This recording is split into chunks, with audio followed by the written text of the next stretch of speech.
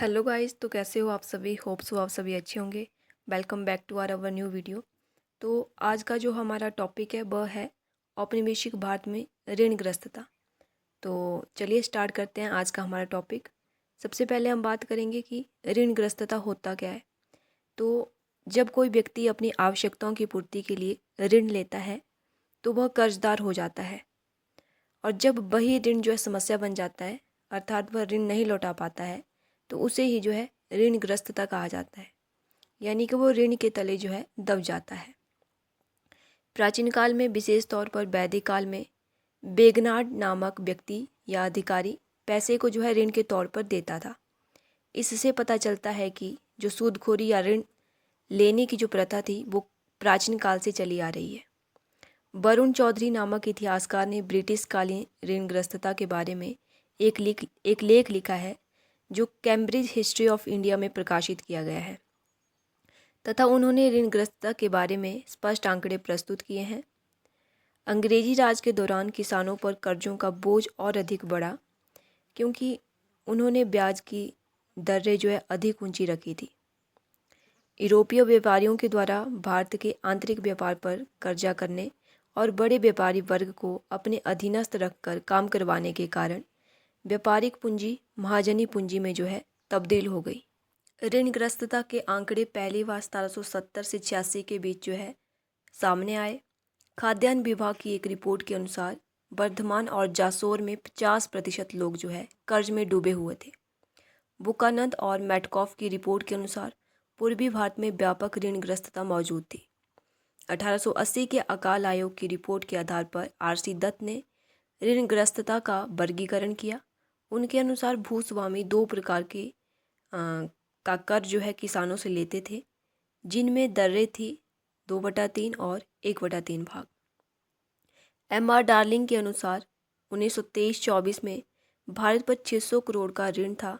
1931 की central bank report inquiry के अनुसार भारत पर ऋण जो है 900 करोड़ रुपए में जो है तक पहुंच चुका था।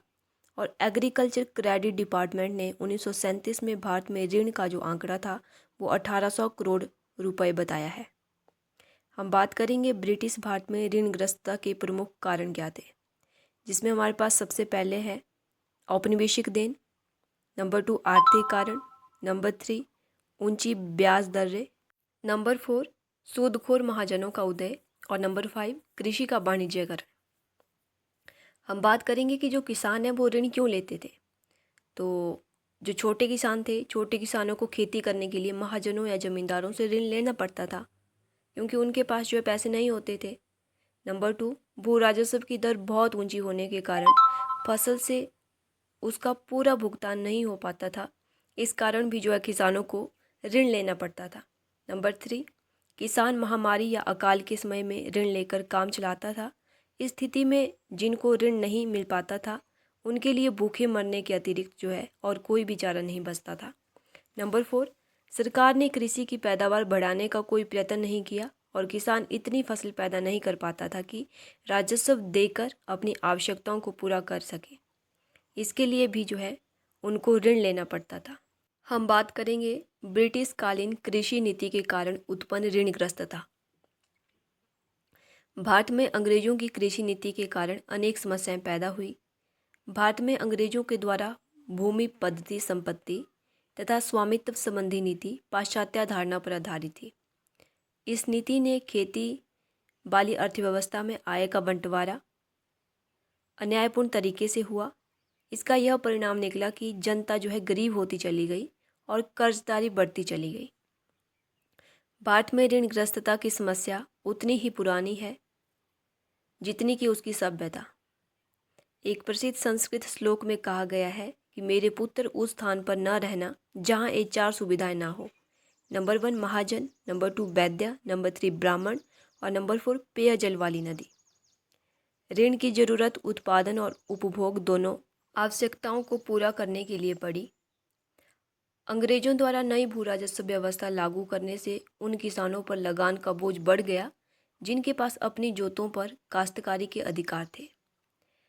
शहरी हस्तशिल्पों की अवनति से अनेक दस्तकारों को गांव से जाकर सीमांत खेतिहारों और भूमिहीन मजदूरों के रूप में कृषि में कार्य करने के लिए मजबूर किया गया। इन लोगों को सामान्य वर्षों के दौरान भी अपनी उपभोग संबंधी ज़रूरतों को पूरा करने के लिए उधार लेना पड़ता था। ब्रिटिश काल में महाजन और व्यापारी ही ऋण के मुख्य स्रोत थे। उनके एकाधिकार की शक्ति या स्थिति का फ़ायदा उठाकर महाजन बहुत ऊंची दरों पर ब्याज वसूलते थे और कर्ज लेने वाले पर अपनी सख्त शर्तें थोपते थे। व्यापारीगण किसानों को मजबूर करते थे कि वे अपनी पैदावार उन्हीं के द्वारा जारी निर्धारित कीमतों पर बेचे। पुश्तैनी कर्जों के बोझ से किसान हमेशा कर्जे में डूबे रहते थे। उस समय प्रचलित कहावत थी कि अनेक भारतीय किसान ऋण में जन्म लेते हैं, ऋण में जिंदगी बिताते हैं और ऋण में ही मर जाते हैं। शादी विवाह, अंतिम संस्कार और विविध धार्मिक अनुष्ठानों जैसे सामाजिक दायित्व और त्योहारों के कारण भी भारी खर्च होता था। के.एम. दत्त की report on the inquiry into the rise of crisis in India के अनुसार अच्छे वर्षों के दौरान भी लोगों का अज्ञान और अदूरदर्शिता उसे अपना सारा खर्च शादी विवाह और आनंद उत्सवों में खर्च करने को विवश कर देती है तथा ऐसे अवसरों पर भी लोगों की फिजूल खर्ची बढ़ी और उन्हें महाजन के दरवाजे तक ले जाने में विवश करती है। हम बात करेंगे ऋणग्रस्तता के बारे में राष्ट्रवादियों की क्या प्रतिक्रिया रही, जिसमें ब्रिटिश ईस्ट इंडिया कंपनी ने कमज़ोर होते मुग़ल साम्राज्य का फ़ायदा उठाया और दक्षिण भारत, बंगाल, बिहार तथा तटीय उड़ीसा के क्षेत्रों में अपना नियंत्रण बढ़ाया। ये सभी क्षेत्र अपनी समृद्ध कृषि, व्यापार और हस्तशिल्प के लिए जाने जाते थे।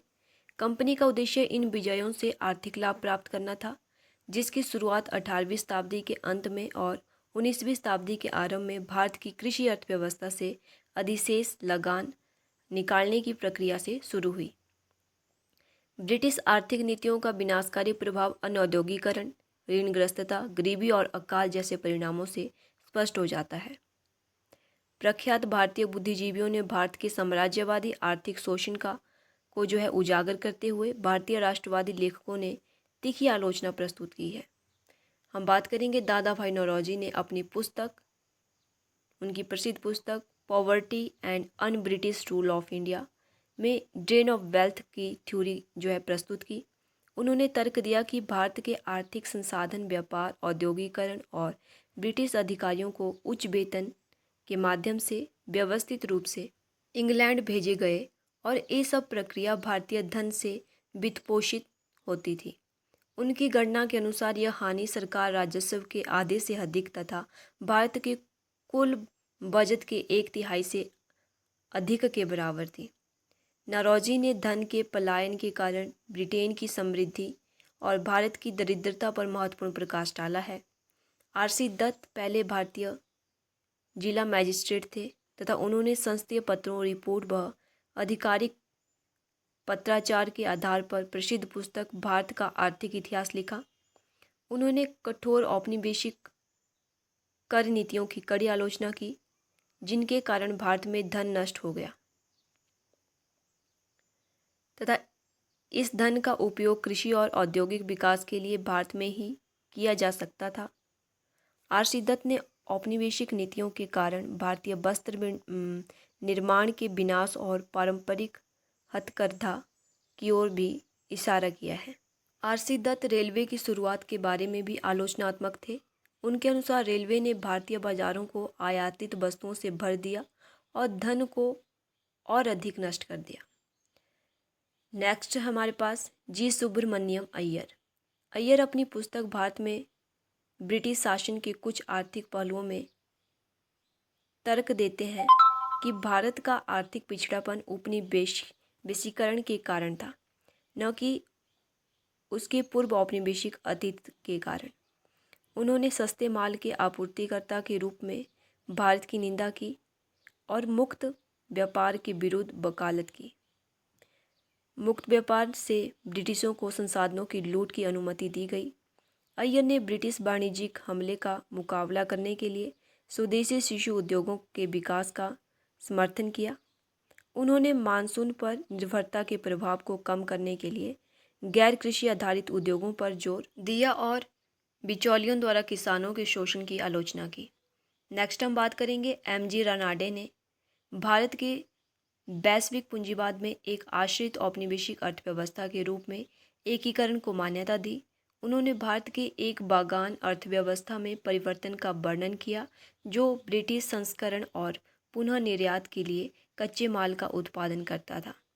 रानाडे ने बढ़ते ग्रामीणीकरण और कृषि पर दबाव के खिलाफ चेतावनी देते हुए कहा कि भारत असहायता के कगार पर खड़ा है। ब्रिटिश नीतियों ने भारत की अर्थव्यवस्था को एक औपनिवेशिक प्रणाली में बदल दिया जो मुख्य रूप से ब्रिटिश हितों की सेवा करती थी। पारंपरिक भारतीय आर्थिक संरचना पूरी तरह से बाधित हो गई और ब्रिटिश शासन भारतीय जीवक व संस्कृति से दूर होते गए। ब्रिटिश नीतियों ने भारी भू राजस्व मांगे शुरू की जिससे भारतीय किसानों के लिए तबाही व कठिनाइयां पैदा हो गई। भारतीय कृषि अत्यधिक भीड़भाड़, अत्यधिक भू राजस्व, जमींदारी और बढ़ती ऋणग्रस्तता के कारण और ज़्यादा खराब हो गई। भारत में अधिकांश उद्योग ब्रिटिश पूंजी के स्वामित्व या नियंत्रण में थे जिससे भारतीयों की भागीदारी जो है सीमित हो गई। तो गाइस ये थी आज की हमारी वीडियो। आशा करती हूँ आप लोगों को वीडियो अच्छी लगी होगी। अगर आप सीक्वेंस से सारी वीडियो देखना चाहते हैं तो आप चैनल में जाइए, प्लेलिस्ट पे जाइए और वहाँ पे आपको सीक्वेंस से जो है सारी वीडियो प्रोवाइड हो